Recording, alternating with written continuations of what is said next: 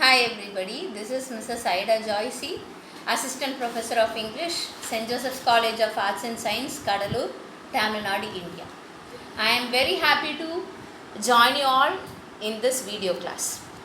In this lockdown period, when we people are locked indoors, let us give a thought to some of the ethical responsibilities connected between the individual and the society.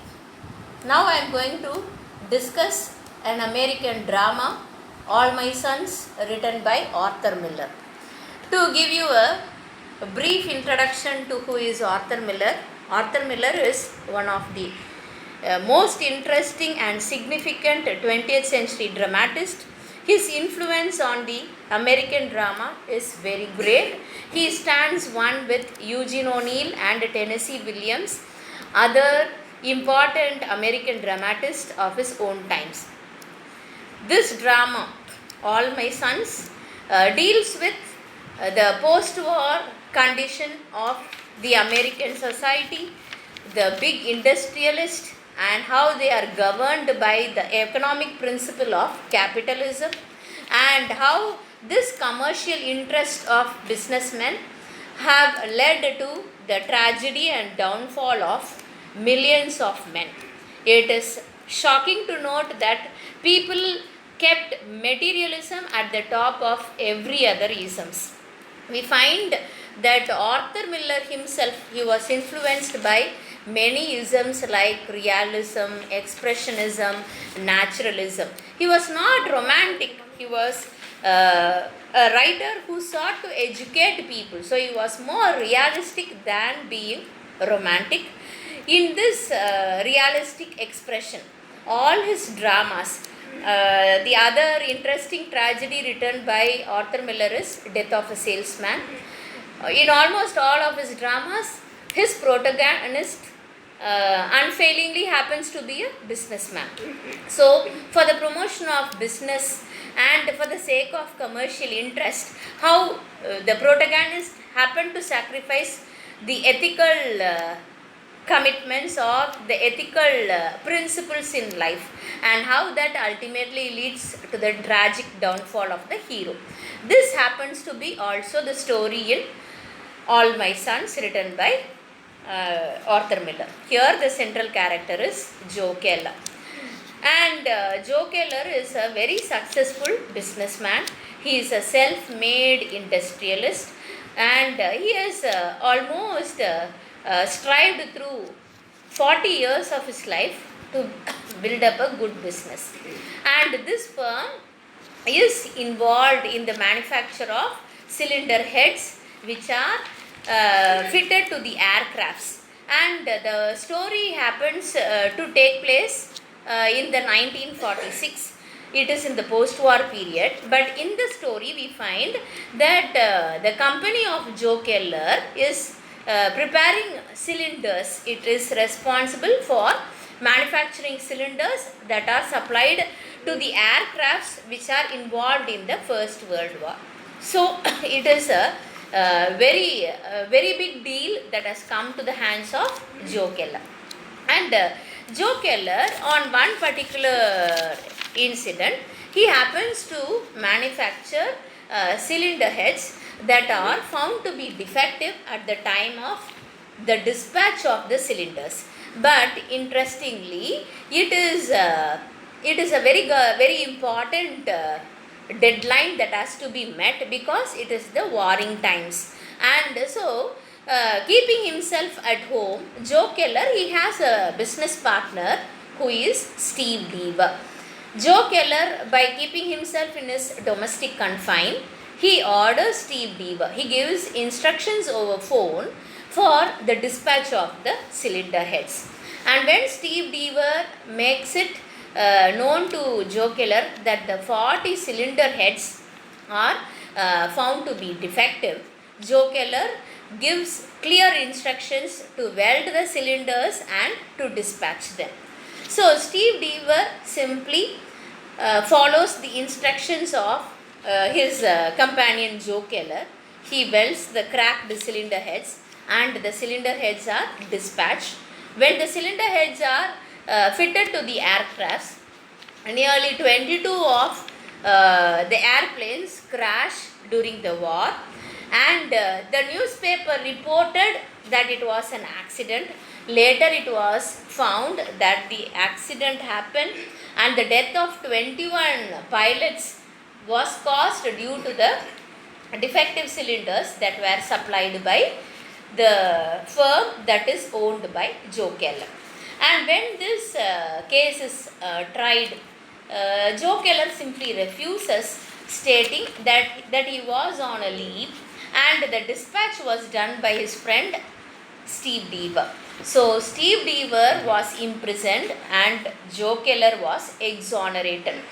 And later on, so this is actually a 3-act play, and in the second act we find some of the clues making us aware that Joe Keller is the accused. He is guilty of the crime.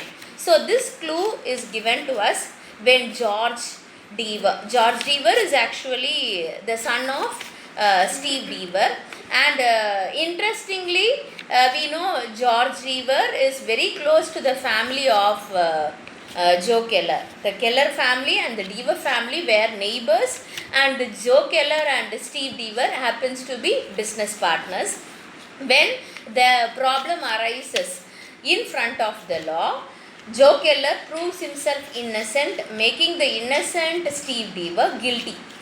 This truth is known to George Deaver, who has completed his studies in law, and he has taken up the case of his father to be the first case, wishing to prove that his father is innocent of the crime and that the real blame is only upon Joe Keller. And this incidents come to the knowledge of the elder son. Joe Keller has 2 sons. One is Chris Keller and the other son is Larry. Chris Keller is the eldest son in his marriageable age, and he is a man who has returned just from the war, and his bitter experiences from the war has made him understand the reality of life. He feels that life is nothing, though however is possessing great wealth, life comes to a dead halt at the point of death.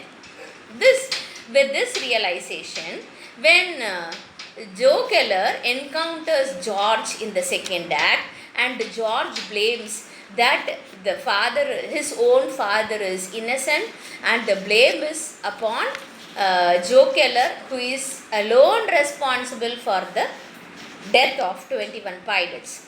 And Joe Keller is really nervous. He is restless about the whole situation, whereas Joe Keller's wife, Mrs. Kate or Mrs. Keller, she is very much excited. She was actually excited about the arrival of George, because she treated George equally with Chris and Larry, and she is also interested in George's sister Anne, because Anne was the girlfriend of Larry. And now Larry, throughout the story, throughout the drama, Larry is the missing character, and we are given clues right from the beginning that Larry is dead. And we also are given suggestion that Larry has committed suicide. He himself being a pilot, he has crashed the plane and he has killed his own self to atone for the sins of his own father. And now George, in his homecoming to Joe Keller's house, he accuses that Joe Keller has become greedy to build up his business and to amass wealth. So here we have hints to the typical American desire, the American dream, the big American dream, which shaped up the economic policy of America, that is capitalism, that actually took place after the years of the Great Economic Depression in America during the post-war era. So what happened in this post-war era is the economy of America was completely shattered, and all people were in a rat race to build up their economy, to make a big business. So, one such character is Joe Keller. He is a man with a typical American dream. And Joe Keller, even at the extent of killing the lives of his clients, he is finding his own reason. He says, you need 40 years of time to build up a business, to own your, to have your own signboard, to build it up there. It took really 40 years for Joe Keller. As I told you, Joe Keller starts from zero. He has made his own business. And he tells, when Chris begins to doubt the ways of his father, he says, you are not there in business. It takes only 5 minutes to crush you down to the dust. So, one has to be careful to keep up the deadline. And this was the reason he was compelled. He had an inner urge to deliver, to dispatch even the cylinders, though he very well knew that it was cracked. He simply ordered for the welding of the cylinders, and the cylinders were dispatched. So, directly or indirectly, intentionally or unintentionally, Joe Keller is responsible for the death of 21 pilots. And now when Chris Keller comes to know of this from his father, Chris Keller begins to accuse his father, Joe Keller. Joe Keller goes on to give a multiple of reasons. So, he is not morally conscious, he is not ethically alert.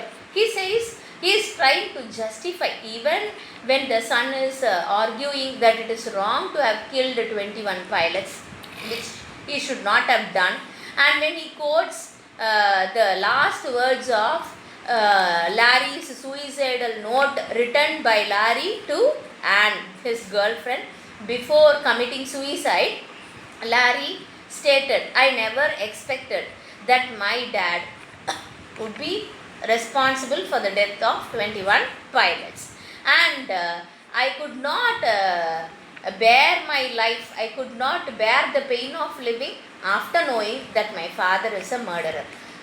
So, these were the words written in his suicidal note by the youngest son of Joe Keller, that is Larry. And mentioning this, Chris is unable to forgive his father. And when at this point Joe Keller says, what is the real economic struggle, what is the rat race of the Americans, how have they become materialistic, all these ideas are brought out through the American dream that is realized by Joe Keller. And Joe Keller says, this is the land of great big dogs. You eat them up. You give a chance, the others will eat you up. So, it is an animal tendency rather than the humane tendency that has dominated Joe Keller, that has drove him to the extent of committing this act, which has involved, which has taken away the lives of 21 pilots. So, Joe Keller, how much ever he tries to argue and justify, when he learns the letter of Larry, at the point of understanding that he had not only been the responsible person for the death of 21 pilots, he is solely responsible for the death of his own son Larry.